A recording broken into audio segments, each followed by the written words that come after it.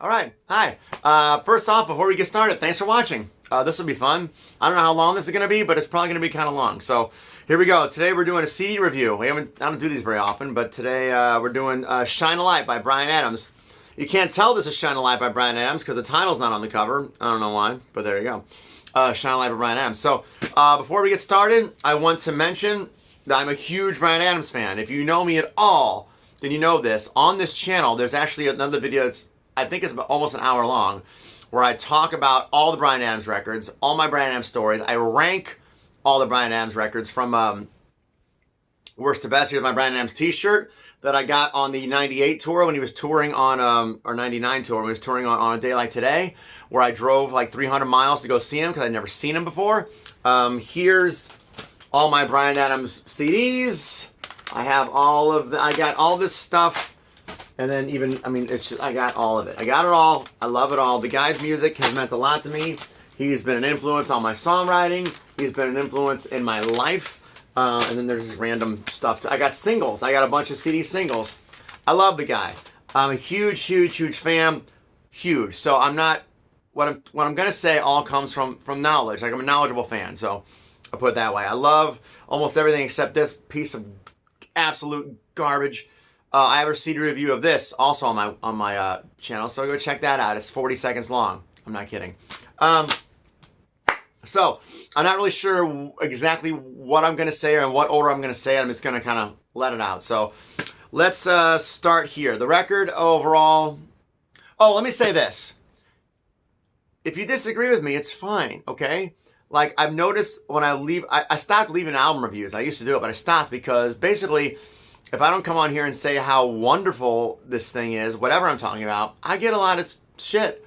And we just disagree. You know, it's all right. I'm not going to dump all over this. I'm just saying from the outset, I've had things where I've said 10 minutes of great things and I say one or two sentences of, but this wasn't really for me. And people just get really upset and take it personal. Please don't take it personal.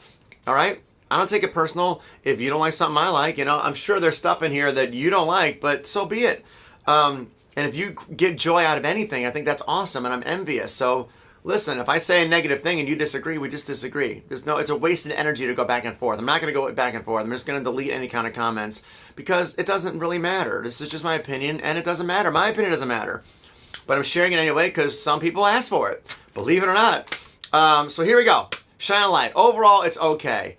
It's not classic. It's not great. It doesn't blow me away, but it's not this garbage either. So the first thing I'll say is I was happy right away that the first like 2-3 songs in, I'm like, oh good, it's not this. I blame Jeff Lynne for this, but that's a whole other discussion. This overall is okay. It's not amazing, but it's better than this. It's actually maybe better than 11, although there were some good songs on 11. The best song on 11, by the way, was called Way of the World. That's not on 11. It was a beach side or something. Anyway, I'm off track. This record overall was okay.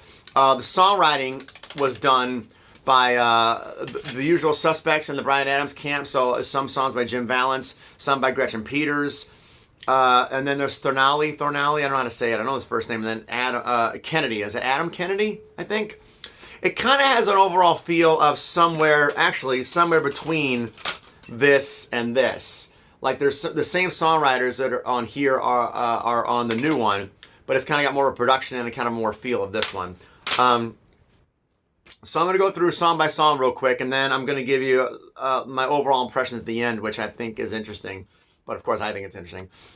So the first song, Shine a Light, co-written by Ed Sheeran, where I was a little bit nervous, but Ed Sheeran's got that one song I like, Castle on the Hill. I do like that song. But overall, I'm not going to talk about Ed Sheeran.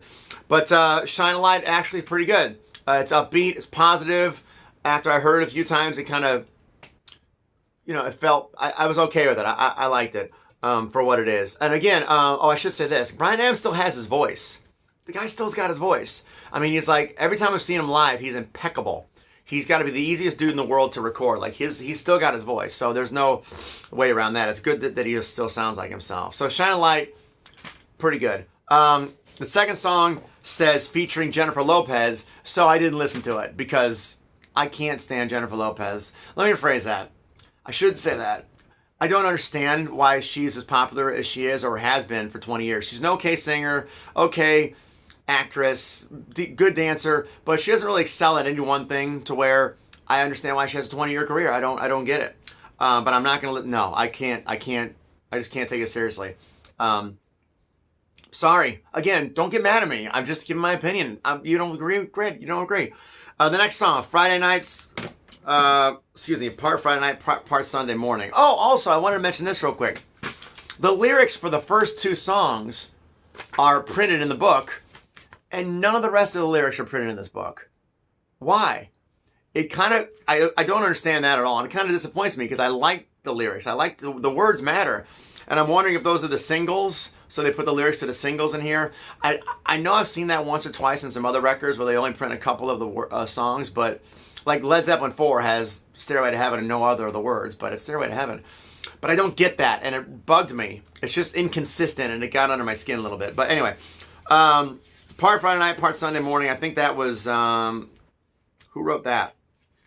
That was Adams, Gretchen Peters and Bryan Adams. And it was okay. It was okay for what it is, but you know, it didn't blow me away. It was okay. Next song, Driving Under the Influence. I really didn't care for Driving Under Influence. This is the first one, not the first one, but the first one we're going to talk about. That's Jim Valance. So I love seeing Bryan Adams and Jim Valance writing songs, but it's really not. It doesn't blow me away. Again, it's okay, but the song. There's no chorus. The song structure is that where at the end of the phrase it goes, you know, driving under the influence of love. But it's like there's no chorus. It just kind of buttons up the phrase, and then they start over again. Like New York State of Mind, like there's no chorus of New York State of Mind. It just ends with New York State of Mind.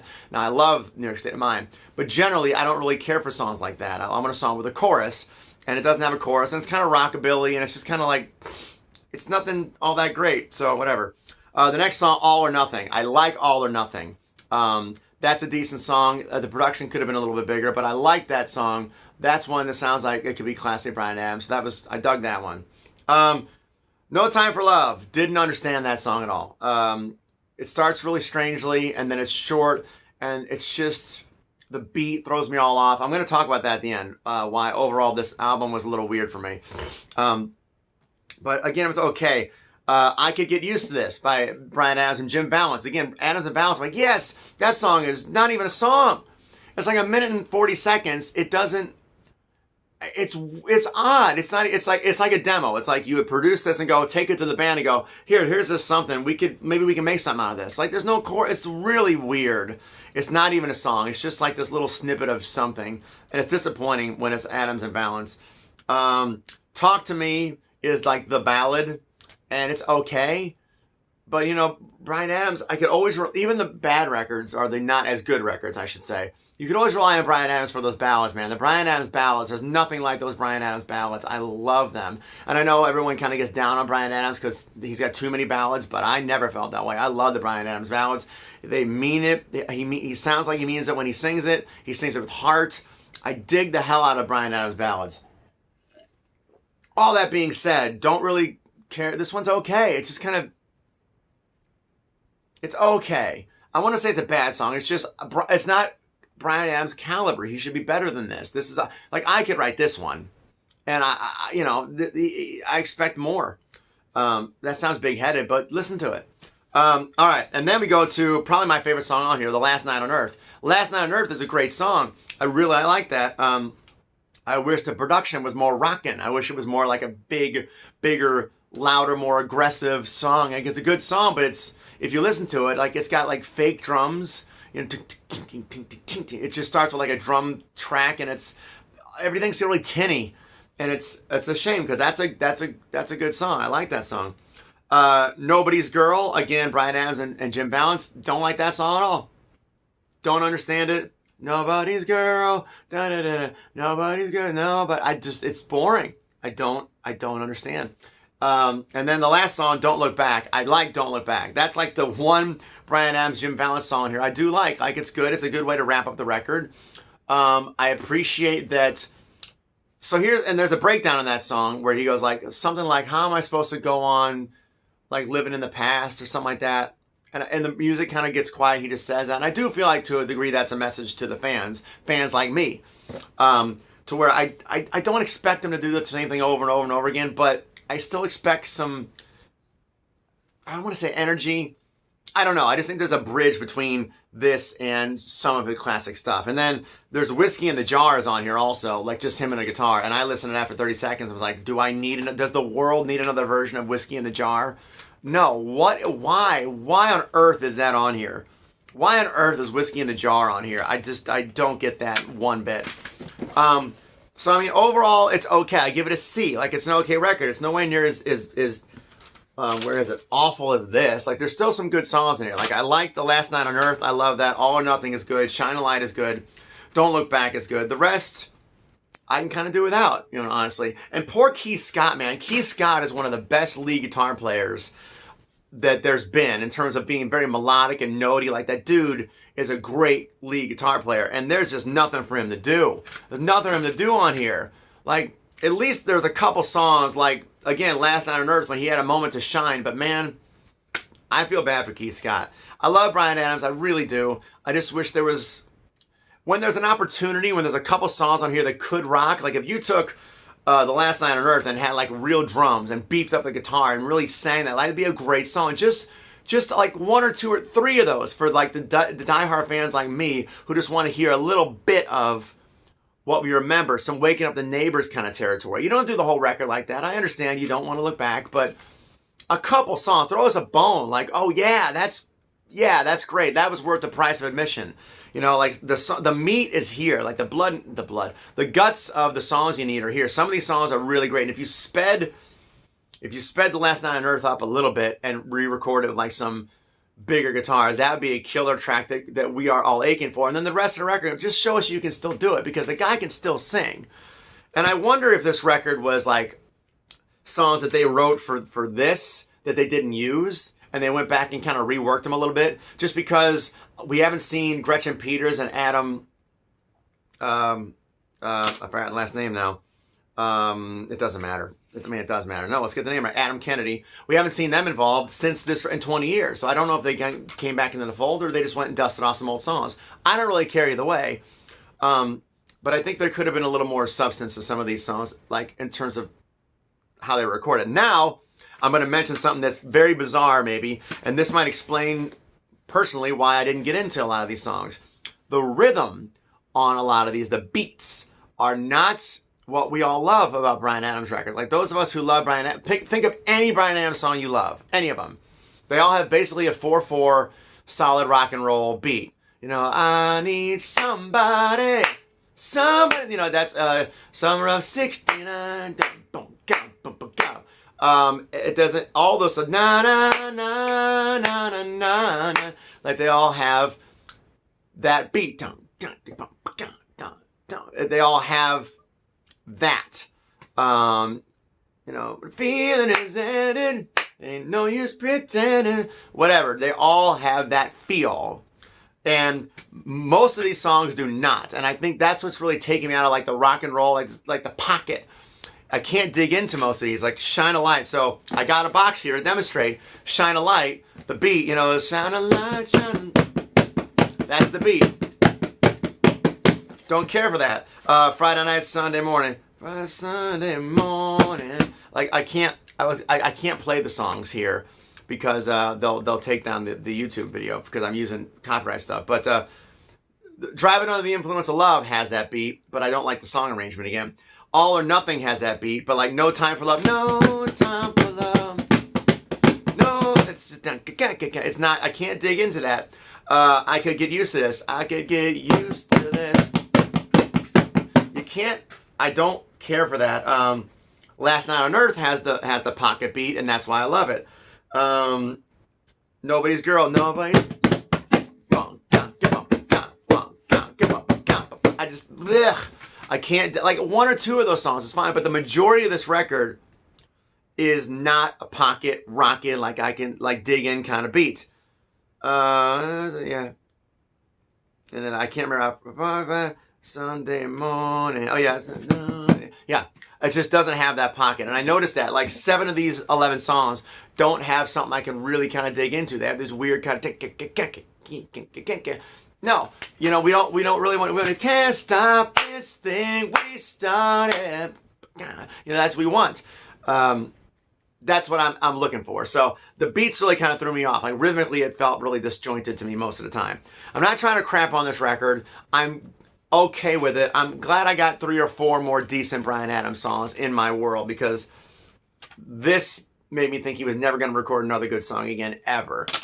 It's just, I always feel that I should get at least one good Bryan Adams ballad, because he's so good at that. And like 1 or 2 at least that dig back into what he's really good at. So it's an okay record, but to me there's like 4 good songs, the rest. Also, there's this though. We have to keep in mind that his audience now is mostly European. Like, he sells out huge over on the other side of the world. And here in America, not really that much. So I understand that he can't really cater to somebody that was born in the Midwest who still cares. Like, I get it. Like, he's got to appeal to the fan base he still has. And I think the rest of the world doesn't want to hear, this time, everything. They don't want to hear that. Like, I think the production now and the way songs and music is presented is more like this. It's more kind of thin. And I think that the markets where he's still more popular, that's the kind of stuff that works, so you're not going to really do it necessarily for people like me.